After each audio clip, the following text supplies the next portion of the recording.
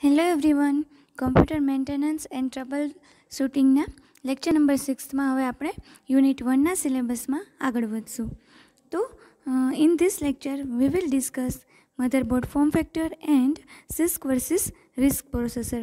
આ બંને ક્વેશ્ચન છે એ જીટીયુના એક્ઝામમાં બહુ જ ઇમ્પોર્ટન્ટ ક્વેશ્ચન છે અને લગભગ તમે જીટીયુના ક્વેશ્ચન પેપર રિફર કરશો તો CMTS નો સબ્જેક્ટ કોડ સર્ચ કરી અને તમે જીટીયુના પેપર છે એ સર્ચ કરજો. એમાં તમને આ પર્ટિક્યુલર બે ક્વેશ્ચન છે એ ઓલમોસ્ટ ઓલ પેપર્સમાં તમને જોવા મળશે. સો this is the most IMP question regarding GTU examination. Okay, તો આની પહેલાંના લેક્ચર નંબર 5માં આપણે what is actually form factor વિશે ડિસ્કસ કર્યું હતું. Let us revise it. What is actually form factor? Okay, so when referring to computer hardware, a form factor is a specification of physical dimension, layout, and other explicit information that helps ensure the hardware works with products that support that form factor. Form factors help prevent incompatibilities between multiple hardware manufacturers. Already આપણે previous લેક્ચરમાં આ discuss કરી લીધું હતું. Just revise કરાવું છું કે જ્યારે કોમ્પ્યુટર હાર્ડવેરની વાત આવે છે ત્યારે એ હાર્ડવેરના પર્ટિક્યુલર અમુક સ્પેસિફિકેશન હોય. તમે કોઈ પણ વસ્તુ લેવા જાઓ છો હાર્ડવેર વસ્તુ, તો એના સ્પેસિફિકેશન તમારે આપવા પડે છે. એ સ્પેસિફિકેશન એટલે આપે છે કે જેથી કરીને એ પર્ટિક્યુલર હાર્ડવેર છે એ આ પ્રોડક્ટ છે એ પ્રોડક્ટ જોડે કમ્પેટેબિલિટી વર્ક કરશે. એટલા માટે છે એ જે સ્પેસિફિકેશન છે એ મેન્શન કરવામાં આવે છે. જો એ સ્પેસિફિકેશન પર્ટિક્યુલર આપેલા ના હોય તો ખબર ના પડે કે આ પ્રોડક્ટમાં આ પર્ટિક્યુલર હાર્ડવેર છે એ પ્રોપરલી એટલે કમ્પેટેબિલિટી વર્ક કરશે કે નહીં. તો એટલા માટે છે એ પર્ટિક્યુલર સ્પેસિફિકેશન હોય. એટલે સ્પેસિફિકેશનમાં શું હોઈ શકે? તો કે ફિઝિકલ ડાયમેન્શનના સ્પેસિફિકેશન હોય, લેઆઉટના હોય, અથવા તો બીજી કોઈ ઇન્ફોર્મેશન હોય. તો એ ઇન્ફોર્મેશન માટેના જે સ્પેસિફિકેશન લખવામાં આવે છે એને ફોર્મ ફેક્ટર કહે છે. બરાબર? એટલે કે આ પર્ટિક્યુલર જે સ્પેસિફિકેશનને તમે કોઈ એક સિમ્પલ ટેકનિકલ વર્ડ આપો તો એ ટેકનિકલ વર્ડ એટલે કે ફોર્મ ફેક્ટર. હવે બીજી વસ્તુ કે પર્ટિક્યુલર મધરબોર્ડના ફોર્મ ફેક્ટર કેવા હશે એ આપણે હવે ડિસ્કસ કરશું અને એના પછી આપણે સિસ્ક વર્સિસ રિસ્ક પ્રોસેસર ડિસ્કસ કરશું. અહીંયા ફિગરમાં તમને મધરબોર્ડનું આખું લેઆઉટ બતાવેલું છે જેથી કરીને તમને આઈડિયા આવશે કે મધરબોર્ડ એકચ્યુઅલમાં શું છે. તો કે મધરબોર્ડ છે એ એકચ્યુઅલમાં એક ટાઈપનું સર્કિટ બોર્ડ છે જેમાં અલગ અલગ વસ્તુ છે ઇન્ટિગ્રેટ કરેલી હોય છે. Okay, so what is motherboard form factors? The motherboard is a main printed circuit board use to connect all of the parts of a computer together. બરાબર? જેમ મેં કીધું એમ, જેમ અહીંયા ફિગરમાં બતાવ્યું છે એ પ્રમાણે શું છે એકચ્યુઅલમાં મધરબોર્ડ? તો કે એક ટાઈપની સર્કિટ જ છે, સર્કિટ બોર્ડ જ છે. ઓકે, શેના માટે સર્કિટ બોર્ડ બનાવ્યું છે? તો કે કોમ્પ્યુટરના બધા પાર્ટ્સને એકસાથે જોડવા માટે છે એ મધરબોર્ડ છે એ બનાવવામાં આવ્યું છે. The CPU, memory, hard drives, optical drives, video card, sound card and other ports and expansion cards all connect to the motherboard directly or via cables. Okay, આ બધી વસ્તુ કઈ? તો કે CPU છે, મેમરી છે, હાર્ડ ડ્રાઇવ્સ છે, optical drives છે, વિડીયો કાર્ડ છે, સાઉન્ડ કાર્ડ છે, આ બધું. એ સિવાયના કોઈ પોર્ટ હોય તો આ દરેક વસ્તુ છે એ દરેક વસ્તુ મધરબોર્ડ જોડે કનેક્ટેડ હશે. એ ડિરેક્ટલી કનેક્ટેડ હોય એટલે કે એ સર્કિટ બોર્ડ ઉપર જ ઓલરેડી ડિરેક્ટલી માઉન્ટ કરેલી હોય અથવા તો કેબલ થ્રુ છે એ કનેક્ટ કરેલી હશે.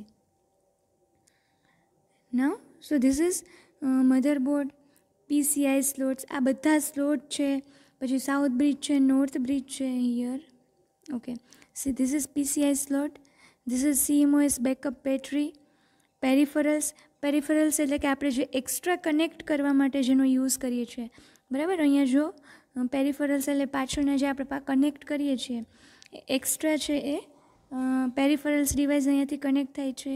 આ CPU સોકેટ છે, માઉન્ટિંગ પોઈન્ટ્સ છે, ATX પાવર છે એ આપણે પાછળના લેક્ચરમાં ડિસ્કસ કરશું. What is ATX power.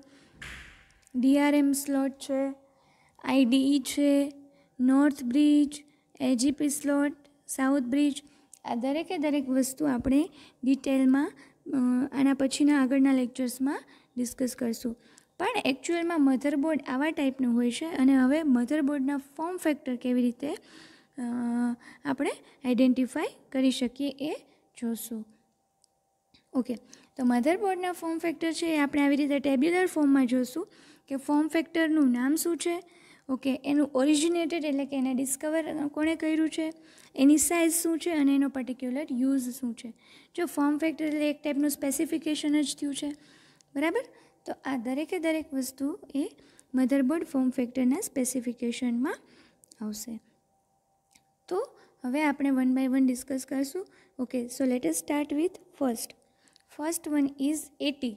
At means advance technology. ક્યારે ઓરિજિનેટેડ થયું? તો કે IBM 1984માં. ઓકે, એની મેક્સિમમ સાઇઝ કેટલી છે? તો કે 12 to 11 to 13 ઇંચ. અને એનો યુઝ શું છે? તો કે also known as full AT. It was popular during the era of the Intel 80386 microprocessor, suppressed by ATX.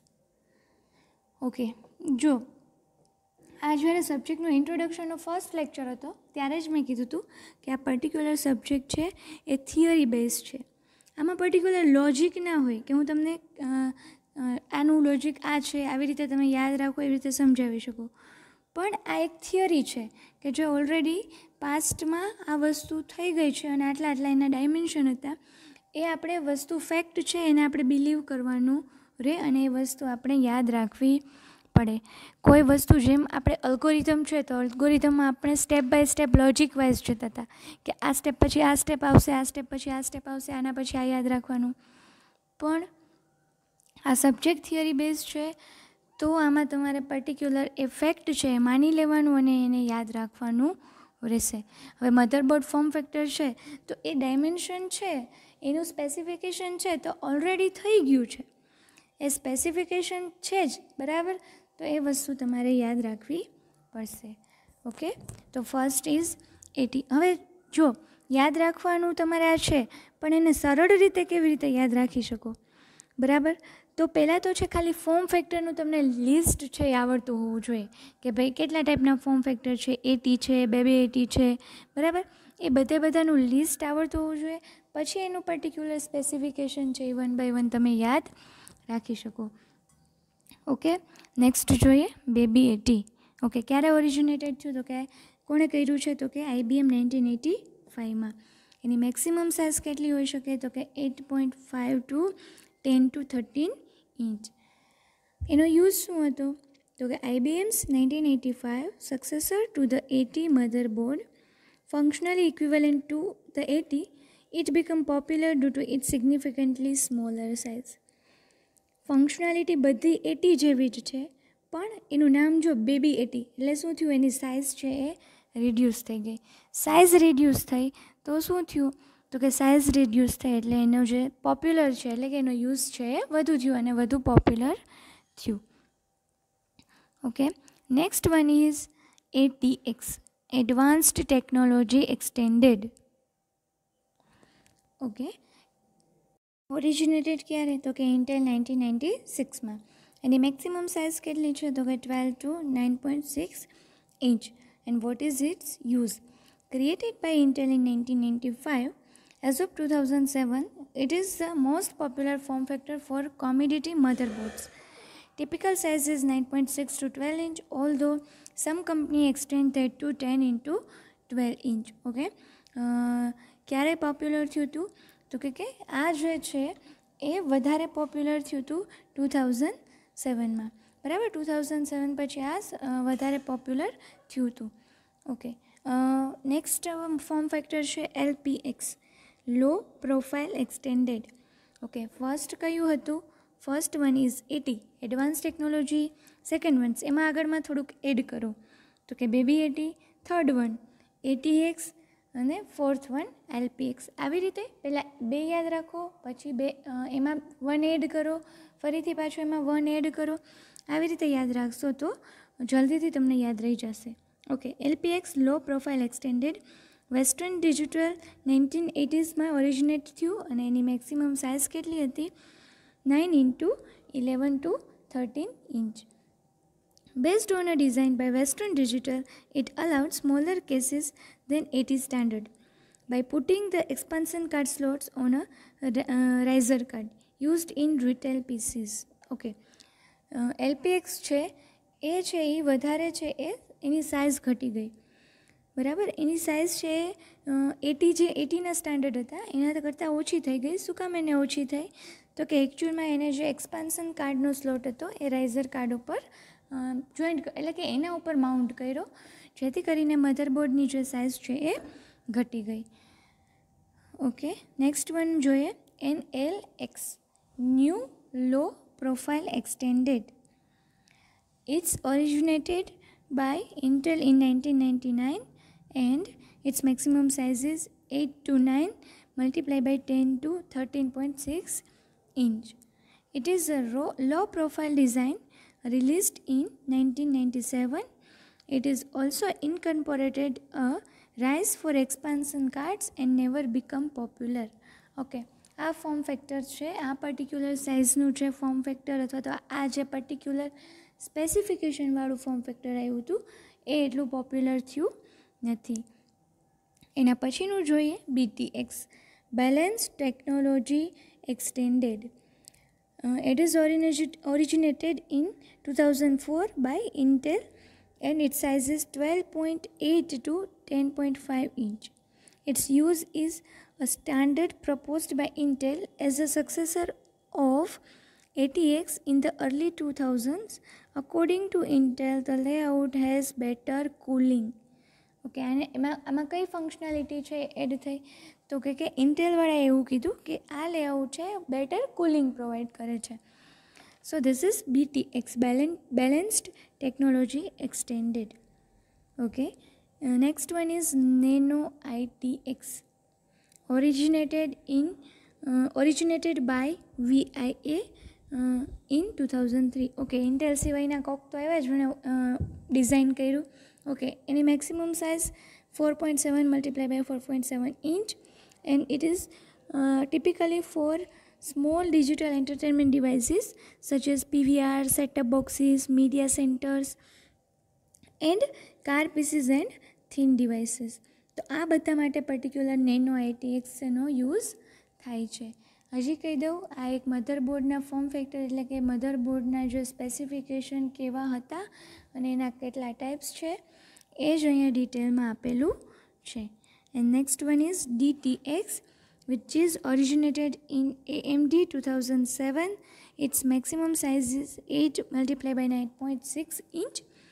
It was designed for smaller computers like home theater PCs and the board allowed for 2 expansion slots.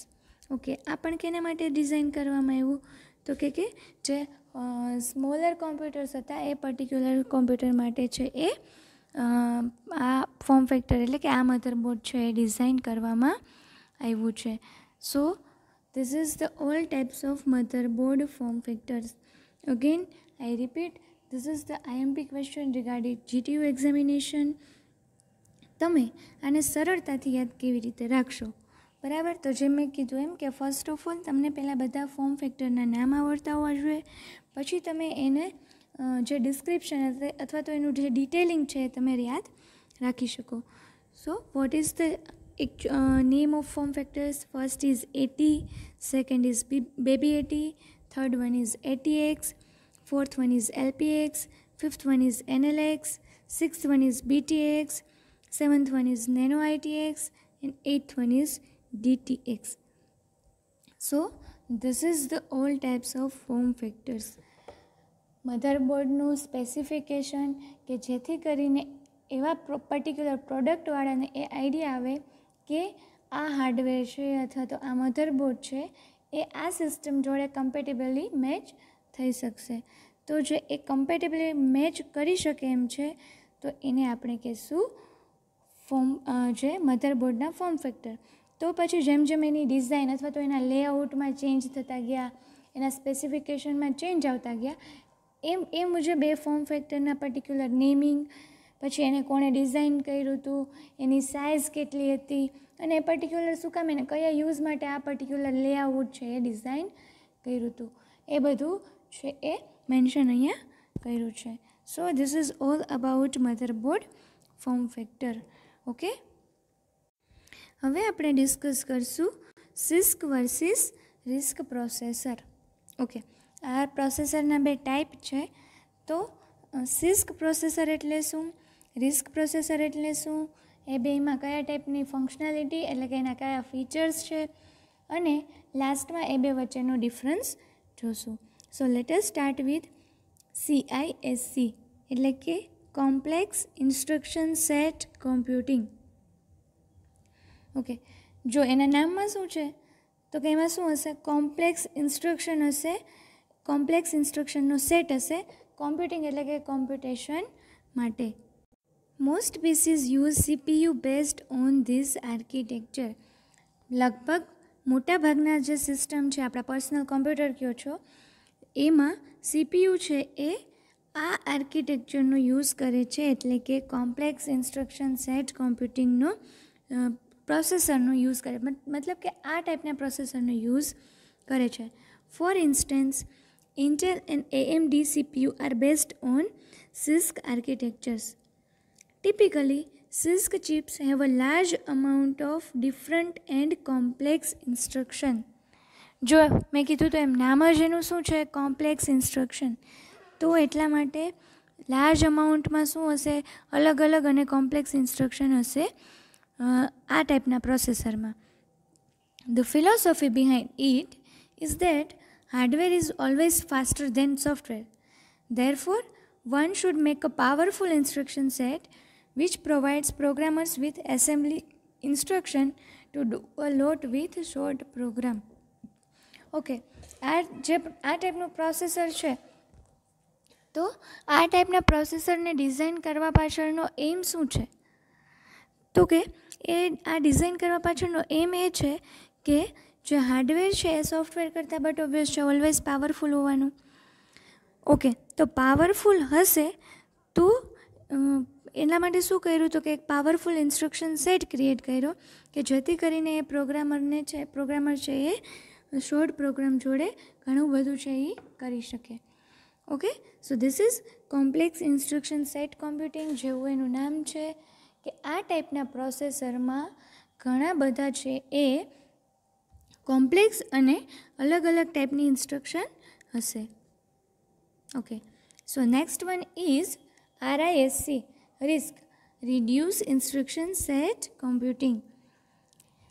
હવે જો આનું નામ શું છે તો કે reduce instruction, આમાં શું હતું, કોમ્પ્લેક્સ ઇન્સ્ટ્રક્શન. તો જે કોમ્પ્લેક્સ ઇન્સ્ટ્રક્શન હતી એનો યુઝ કરતા હતા, એટલે ઘણી બધી અલગ અલગ કોમ્પ્લેક્સ ઇન્સ્ટ્રક્શનનો યુઝ થતી હતી. આમાં શું થશે તો કે આમાં છે એ ઇન્સ્ટ્રક્શન છે એ રિડ્યુસ થઈ ગઈ છે. સો RISC chips evolved around the 1980s as a reaction at CISC chips. Okay, CISC chips આવ્યા પછી RISC chips છે એ 1980sમાં આવી. The philosophy behind it is that almost no one uses complex assembly language instruction as used by CISC, and people mostly use compilers which never use complex instruction. But obvious છે થોડું ઘણું complex હોય, tough part હોય તો એમાં તો આપણે જતા જ નથી, બરાબર. તો આપણે શું કરીએ છીએ, તો જે આ ફિલોસોફી ડિઝાઇન કરી, આ ફિલોસોફી ડિઝાઇન કરવા પાછળનો એમ એ હતો કે જનરલી તો કોઈ જે RISC છે એનો યુઝ કરતું CISC છે એનો યુઝ કરતું નથી. પીપલ શું યુઝ કરે છે, કમ્પાઇલરનો, બરાબર. તમે કોઈ પ્રોગ્રામિંગ ડીબગ કરો છો અથવા તો પ્રોગ્રામિંગ શેમાં કરો છો, કમ્પાઇલરનો યુઝ કરીને, બરાબર. તો જનરલી બધા માણસો છે એ કમ્પાઇલરનો યુઝ કરે છે. તો કમ્પાઇલર તો ક્યારેય કોમ્પ્લેક્સ ઇન્સ્ટ્રક્શનનો યુઝ નથી કરતું, બરાબર. તો પછી કોમ્પ્લેક્સ ઇન્સ્ટ્રક્શન સેટ કોમ્પ્યુટિંગવાળા પ્રોસેસરનો યુઝ કરવાની રિક્વાયરમેન્ટ શું છે, તો આ કન્સેપ્ટ માઇન્ડમાં રાખી અને RISC છે એ આવ્યું. Okay, therefore fewer simpler and faster instruction would be better than the large complex and slower CISC એટલે કે CISC instructions. However, more instructions are needed to accomplish a task. Okay, જો મોટી instruction હોય તો but obvious છે ઓછી જોઈએ, પણ હવે જે નાની અને સિમ્પલ લેતા હોય તો છે એ વધારે ઇન્સ્ટ્રક્શનની રિક્વાયરમેન્ટ ઊભી થાય. શેમાં? રિસ્કમાં. Finally it is easier to write powerful optimized compilers since fewer instruction exist. Number of instruction ઓછી છે, પણ એ જ ઇન્સ્ટ્રક્શનનો યુઝ કરી અને વારે વારે છે એ તમારે એનો યુઝ કરવો પડે, એટલે જે લેન્થ છે એ વધી જાય, પણ નંબર ઓફ ઇન્સ્ટ્રક્શન એટલે કે કેટલા ટાઈપની ઇન્સ્ટ્રક્શન છે એ ઘટી જાય. એટલા માટે શું થઈ ગયું તો કે પાવરફુલ ઓપ્ટિમાઇઝડ કમ્પાઇલર છે એને ક્રિએટ કરવું ઇઝી થઈ ગયું, કેમ કે ફ્યુઅર ઇન્સ્ટ્રક્શન જ એક્ઝિસ્ટિંગમાં છે. તો જેથી કરીને એનો યુઝ કરી અને તમે જે કમ્પાઇલર છે એ ડિઝાઇન છે એ ઇઝીલી કરી શકો. Apple for instance uses RISC chips. Okay, Apple છે એ શેનો યુઝ કરે છે તો કે રિસ્ક ચિપ્સનો યુઝ કરે છે. Risk reduced instruction set computing. આ બે ફૂલ ફોર્મ છે, એ ખાસ યાદ રહેવા જોઈએ, સિસ્ક વર્સિસ રિસ્ક. અને આ ક્વેશ્ચન પણ એટલો જ આઈએમપી ક્વેશ્ચન છે. Okay, so this is the processor RISC versus CISC processor. It is also actually one kind of chip. Okay, so now here is the difference between CISC versus RISC processor. Okay, CISC emphasizes on hardware, RISC emphasizes on software. Okay, CISC આપણે જોયું તો CISCમાં શું કહેતા હતા કે જે hardware instruction hardware છે એ કોઈ પણ પ્રોસેસ છે એ ફાસ્ટ કરે છે, કેના કરતાં તો કે સોફ્ટવેર કરતાં. બરાબર, તો શું કીધું કે તો આપણે છે એ હાર્ડવેર બેઝડ એવી જે કોમ્પ્લેક્સ ઇન્સ્ટ્રક્શન ડિઝાઇન કરીએ, જેથી કરીને એ ઇન્સ્ટ્રક્શનનો યુઝ કરી અને એ હાર્ડવેરને એક્સેસ કરી શકાય. ઓકે, જ્યારે રિસ્કમાં શું કર્યું કે એકચ્યુઅલમાં બધા યુઝ શેનો કરે છે તો કે કમ્પાઇલરનો યુઝ કરે છે. તો કમ્પાઇલર તો છે એ આટલી કોમ્પ્લેક્સ ઇન્સ્ટ્રક્શનનો યુઝ નથી કરતું, કમ્પાઇલર તો છે એ સિમ્પલ ઇન્સ્ટ્રક્શનનો યુઝ કરે છે. તો જે આપણે શેનો યુઝ કરીએ તો કે ફ્યુઅર ઇન્સ્ટ્રક્શનનો યુઝ કરી અને સિમ્પલ ઇન્સ્ટ્રક્શનનો યુઝ કરી અને કમ્પાઇલર ડિઝાઇન કરીએ. એટલા માટે CISC છે કોના ઉપર ફોકસ કરે છે તો કે હાર્ડવેર ઉપર, અને RISC છે એ કોના ઉપર ફોકસ કરે છે તો કે સોફ્ટવેર ઉપર. બરાબર, હવે includes multi clock complex instruction. જો CISCમાં બધું કોમ્પ્લેક્સ જ છે, બરાબર, તો બટ ઓબ્વિયસલી શું ઇન્ક્લુડ કરશે તો કે મલ્ટી ક્લોક કોમ્પ્લેક્સ ઇન્સ્ટ્રક્શનનો યુઝ કરશે. જ્યારે RISC છે એ સિંગલ ક્લોક રિડ્યુસ ઇન્સ્ટ્રક્શનનો જ યુઝ કરશે ખાલી. બરાબર, એ મલ્ટી ક્લોકનો જે યુઝ નહીં કરે, એ સિંગલ ક્લોકનો અને રિડ્યુસ ઇન્સ્ટ્રક્શનનો જ યુઝ કરશે. In CISC memory to memory load and store incorporated in instruction. બરાબર, લોડ ટાઈપની અને સ્ટોર ટાઈપની જે મેમરી માટે મેમરીમાંથી કાંઈ લોડ કરવું છે, મેમરીમાં કાંઈ સ્ટોર કરવું છે, તો એ કમ્બાઈન હશે કેમાં તો કે ઇન્સ્ટ્રક્શનમાં જ. જ્યારે રિસ્કમાં શું હશે તો કે એ register to register load and store are independent instruction. એના માટે રજિસ્ટર ટુ રજિસ્ટરમાં કાંઈ તમારે સ્ટોર કરવું છે કે અથવા તેમાંથી લોડ કરાવવું છે, પણ this both are independent instruction. In CISC small code size, high cycle per second. કોડની સાઇઝ ઓછી હશે અને જે સાયકલ હશે એ પર સેકન્ડ છે એ વધારે હશે. કોડની સાઇઝ ઓછી શું કામ એને હશે તો કે આપણે ઓછી ઇન્સ્ટ્રક્શન પણ કોમ્પ્લેક્સ ઇન્સ્ટ્રક્શનનો યુઝ કરીએ છીએ. In RISC low cycle per second, large code size. Okay, રિસ્કમાં છે એ આપણે લો સાયકલ્સ પર સેકન્ડનો યુઝ કરીએ થાય છે અને લાર્જ કોડ સાઇઝ હશે. શું કામ એને કોડ સાઇઝ લાર્જ હશે તો કે આપણે છે એ કેવી ઇન્સ્ટ્રક્શનનો તો કે સિમ્પલર ઇન્સ્ટ્રક્શન અને જે મિનિમમ ઇન્સ્ટ્રક્શનનો યુઝ કરી અને આપણે કોડિંગ કરીએ છીએ. કમ્પાઇલરનું એક્ઝામ્પલ લીધું, કમ્પાઇલર ડિઝાઇન કરીએ છીએ તો ફ્યુઅર ઇન્સ્ટ્રક્શનનો યુઝ કરીએ છીએ અને સિમ્પલ ઇન્સ્ટ્રક્શન હોય. બરાબર, તો સિમ્પલ ઇન્સ્ટ્રક્શન છે તો એના માટે એનું જે કોડિંગ છે એ વધારે થાય, તો એની large code size but obviously થવાની જ છે. Transistors are used for storing complex instruction. Okay, હવે આ કોમ્પ્લેક્સ ઇન્સ્ટ્રક્શન છે એ કોમ્પ્લેક્સ ઇન્સ્ટ્રક્શન સ્ટોર કેમાં થશે તો કે ટ્રાન્ઝિસ્ટરનો યુઝ થશે એને સ્ટોર કરવા માટે. અને આમાં શું થશે તો કે આમાં છે એ મેમરી રજિસ્ટર માટે છે એક વધારાનું ટ્રાન્ઝિસ્ટરનો આપણે યુઝ કરવો પડશે. જ્યારે ઓમાં શું થશે તો કે ટ્રાન્ઝિસ્ટરનો યુઝ કરીએ ને એ ડિરેક્ટલી છે એ ઇન્સ્ટ્રક્શન છે કોમ્પ્લેક્સ ઇન્સ્ટ્રક્શન એ યુઝ થઈ જશે. પણ આપણે છે આમાં મેમરી રજિસ્ટરનો યુઝ કરીએ છીએ તો એના માટે પણ અલગથી ટ્રાન્ઝિસ્ટર જોશે. Okay, so this is all about CISC versus RISC processor. જો ડિફરન્સ પણ પૂછાય છે ખાલી 2 માર્ક્સમાં કે differentiate CISC versus RISC processor, અને જે explain CISC and RISC processor એવી રીતે પણ 3 માર્ક્સમાં ક્વેશ્ચન પૂછાય છે. તો this is the most MP question. CISC એટલે કે કોમ્પ્લેક્સ ઇન્સ્ટ્રક્શન સેટ કોમ્પ્યુટિંગ અને RISC એટલે કે રિડ્યુસ્ડ ઇન્સ્ટ્રક્શન સેટ કોમ્પ્યુટિંગ. નામ ઉપરથી જ તમે એના ફીચર્સ છે એ ડિફાઇન કરી શકો કે કોમ્પ્લેક્સ ઇન્સ્ટ્રક્શનમાં છે કોમ્પ્લેક્સ ઇન્સ્ટ્રક્શન સેટ કોમ્પ્યુટિંગ એટલે કે એમાં જે કોમ્પ્લેક્સ ઇન્સ્ટ્રક્શનનો યુઝ થતો હશે, અને રિડ્યુસ્ડ ઇન્સ્ટ્રક્શન સેટ કોમ્પ્યુટિંગ તો એમાં રિડ્યુસ ઇન્સ્ટ્રક્શનનો યુઝ થતો હશે. પ્લસ છે એ CISC છે એ હાર્ડવેરને માઇન્ડમાં રાખી અને ડિઝાઇન કરવામાં આવતું હતું, RISC છે એ સોફ્ટવેરને માઇન્ડમાં રાખીને ડિઝાઇન કરવામાં આવે છે.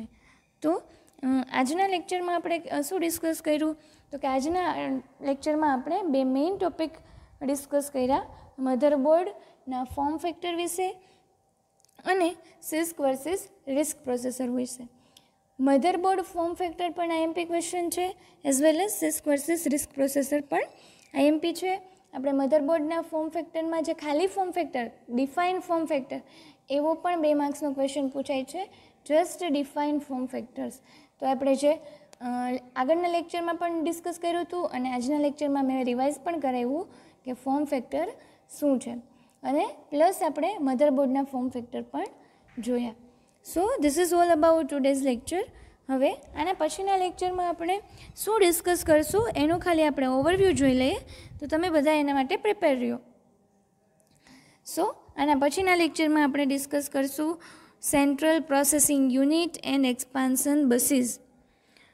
ઓકે, તમે બધા અવેર હશો CPUથી, બરાબર? CPUનો તમે CPUનું તમારી જે પર્સનલ કોમ્પ્યુટર છે તો એક જે મેઇન કમ્પોનન્ટ છે એ સેન્ટ્રલ પ્રોસેસિંગ યુનિટ છે, કે એ કમ્પોનન્ટ ઉપર જ આખું જે તમારું સિસ્ટમ છે એ વર્ક કરે છે. તો એ આપણે CPUના દરેક કમ્પોનન્ટ્સ અથવા તો CPU વિશે આપણે ડિટેલમાં જોશું. અને એના પછીનો ટોપિક હશે expansion buses. Okay, expansion buses એટલે શું હશે તો કે એક્સપાન્શન બસીસ એટલે કે જો આની પહેલાં મેં કીધું હતું કે બસીસ એટલે શું છે તો કે બસનો મેઇન યુઝ શું હોય, ડેટા ટ્રાન્સફર કરવા માટેનો, બરાબર? કે બસ છે આપણે ઇન જનરલ રેગ્યુલર ડેઝમાં જોઈએ તો બસ એટલે શું કરશે તો કે પેસેન્જરને એક જગ્યાએથી બીજી જગ્યાએ પહોંચાડશે. સેમ એવી જ રીતે એક્સપાન્શન બસનું ટાસ્ક શું હશે તો કે એક્સપાન્શન બસ છે એ એક જગ્યાએથી ડેટા લઈને બીજી જગ્યા સુધી પહોંચાડશે. સો this is the main task of expansion buses. તો એવું નથી કે ખાલી એક જ બસ હશે જે ડેટાને અહીંયાથી અહીંયા ટ્રાન્સફર કરશે, બરાબર?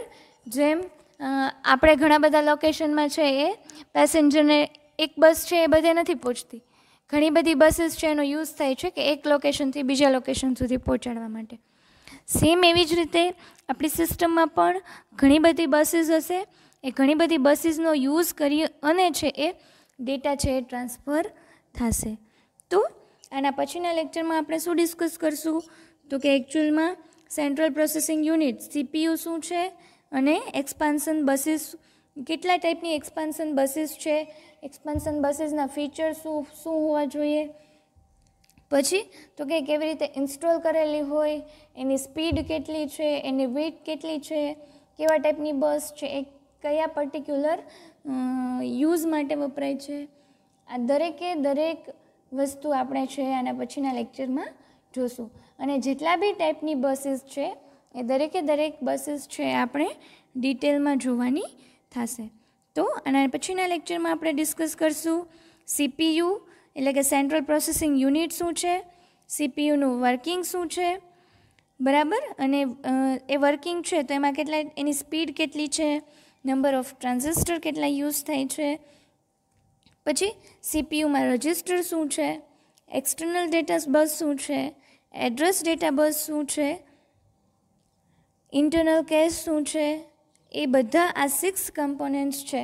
એ 6 કમ્પોનેન્ટ્સથી છે એ આખું સીપીયુ વર્ક કરે છે.